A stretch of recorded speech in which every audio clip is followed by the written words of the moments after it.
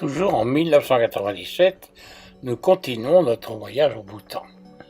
Et nous voici dans un endroit où l'on offre aux gens de la viande.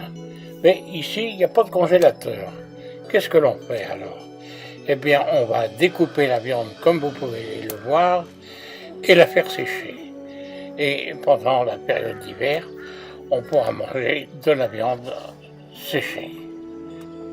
Accommodée avec quelques légumes et bien souvent dans une soupe ou alors une grande spécialité bhoutanaise qu'on pourra découvrir, ce sont les momos, sorte de raviolis.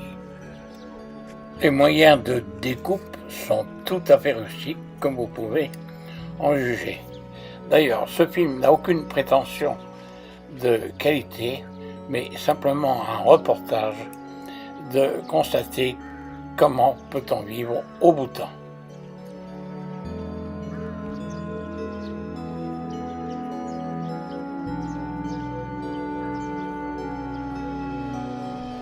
Pays montagneux évidemment, puisqu'en altitude, faisant partie de l'Himalaya, de nombreuses rivières et cours d'eau sont présents au Bhoutan. Ici, on est très loin en dessous du SMIC français, mais il faut vivre avec peu de choses et les gens parfois essayent de vendre quelques affaires personnelles pour augmenter la facilité et de manger. Les constructions de maisons sont à peu près du même style, bien souvent recouvertes de tôle.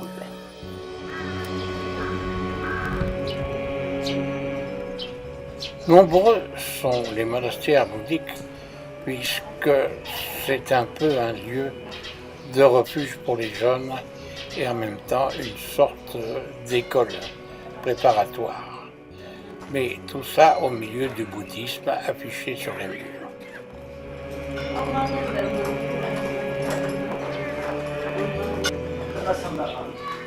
À l'intérieur de ce monastère, il y a un moulin à prière. Et cette femme passe ses journées à prier au travers de ce moulin pour faire la traduction vers Dieu. Elle est heureuse.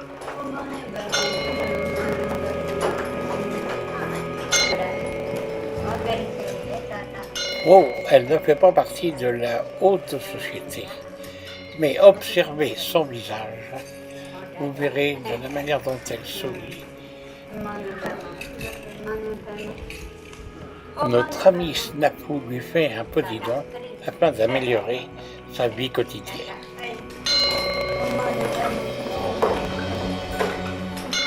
Nous observerons le sourire de ce face-à-face entre Snapu et cette personne.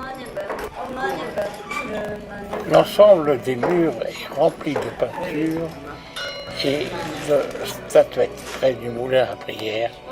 Ceci est une manière de rappeler aux gens qui ne savent pas lire l'esprit de la religion.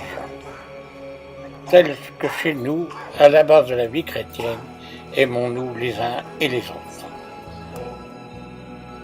Depuis le temps, nous sommes en 2018. Je ne me souviens plus exactement quelle fut cette construction, mais l'ayant filmée, je tiens à vous la présenter pour voir toute cette œuvre d'art, de travail, de sculpture, de peinture et de boiserie.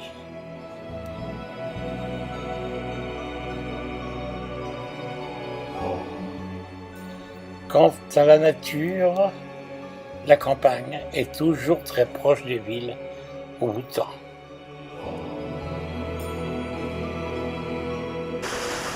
Les corbeaux sont toujours à l'affût pour récupérer quelques déchets afin de se nourrir.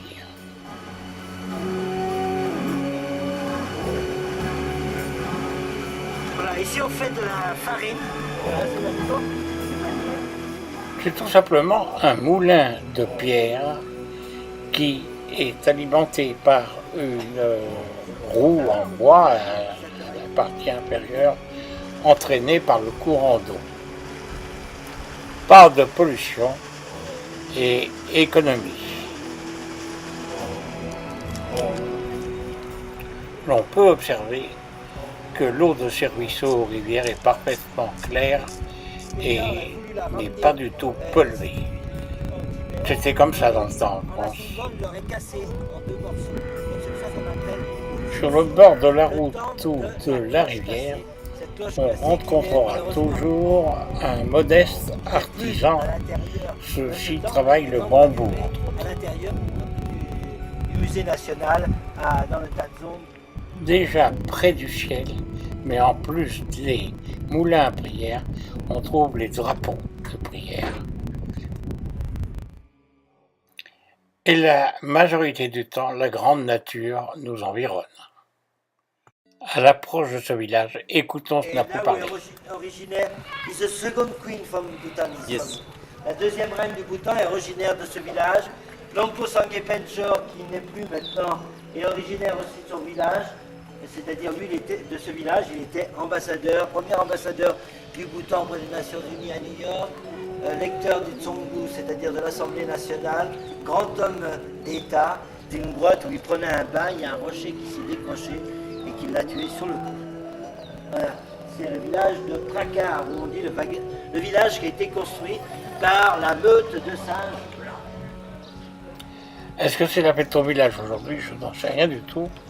Mais les gens ont l'air de bien s'amuser à danser, tirer à l'arc et autres festivités.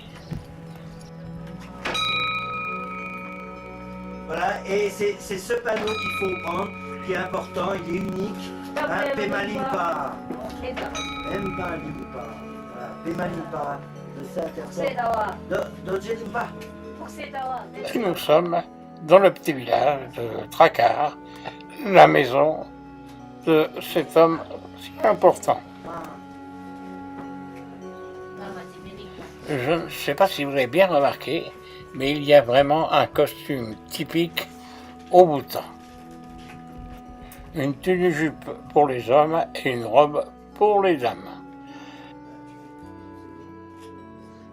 Comme partout, à côté de maisons très modestes, il y a de très belles constructions. Nombreux sont les monastères, puisque le bouddhisme est la religion d'État. Les murs toujours peints de Bouddha et des bodhisattvas qui environnent celui-ci.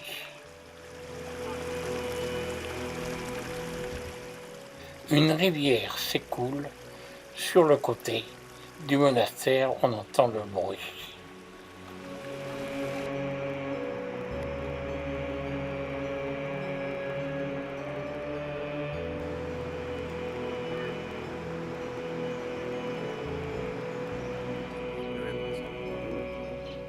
Tout notre déplacement au Bhoutan se fera dans un minibus, et ce qui nous permet de pouvoir découvrir tous les aspects et la vie du Bhoutan. Le directeur. Laisser les Japonais rentrer à l'école, ça m'étonne. Pays quand même très difficile à vivre, pays de montagne, comme je vous l'ai dit précédemment, mais aussi de contrastes entre les saisons, entre la difficulté des routes et la communication. Derrière cette vitrine se cache un atelier de fabrication de différents éléments typiques au Bhoutan. C'est surtout le tissage fabriqué avec de la laine de yak.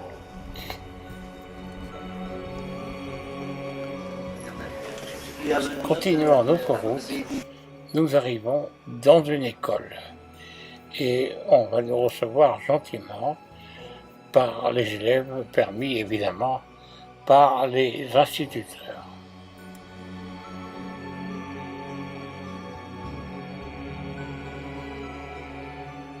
Déjà, l'on peut remarquer l'uniforme, que ce soit pour les filles, et il y aura aussi un uniforme pour les garçons, la coupe de cheveux aussi, bien réservée aux filles. L'instruction passe avant le confort. Observez comme tous ces garçons sont assis au sol. Et toujours l'uniforme standard.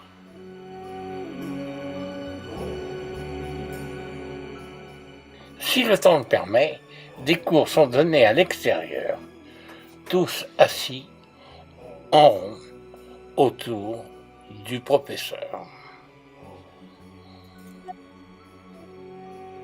Et il semble très attentif.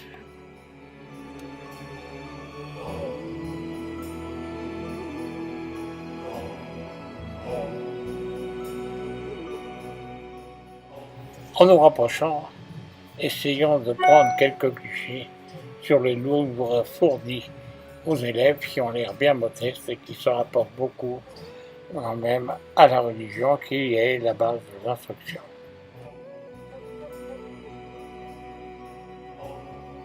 À vous signaler que le go est le costume traditionnel bhoutanais et le kira pour les femmes.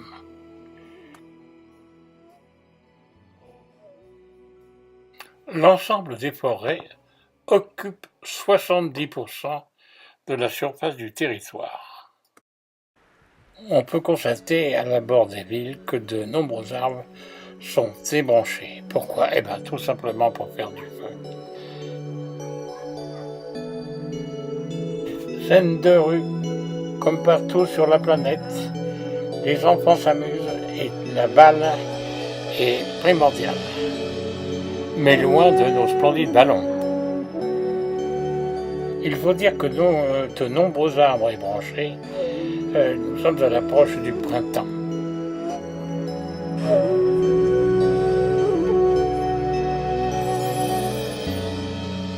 Ah, bien heureux, nous voici devant une station-service où vous pouvez faire réparer votre voiture ou faire peut-être un peu d'essence ou de gasoil.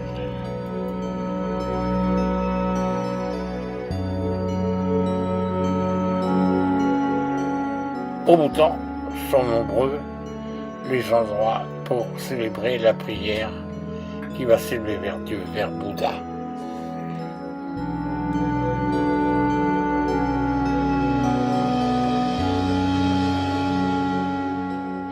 Au bout de temps, certains sommets atteignent jusqu'à plus de 7000 mètres. Route qui relie à Thimphu, auquel il est prévu des travaux de réaménagement.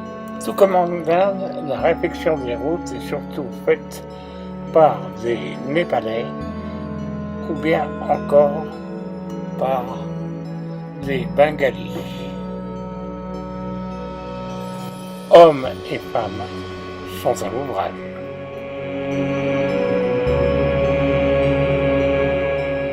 Malgré tout, on peut voir que les travaux publics sont pas mal équipés avec les rouleaux.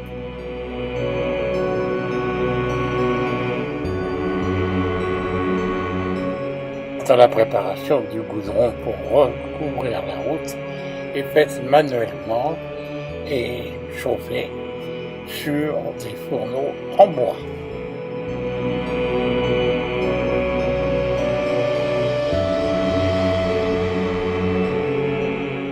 Comme vous pouvez en juger, la main-d'œuvre est très occupée. En principe, les Bhoutanais vont à l'école et ces services sont réservés pour des étrangers. Mais la majorité des routes, ce sont des anciens chemins caravaniers, comme vous pouvez en juger. Eh bien, au revoir et à notre prochain rendez-vous sur le Bhoutan.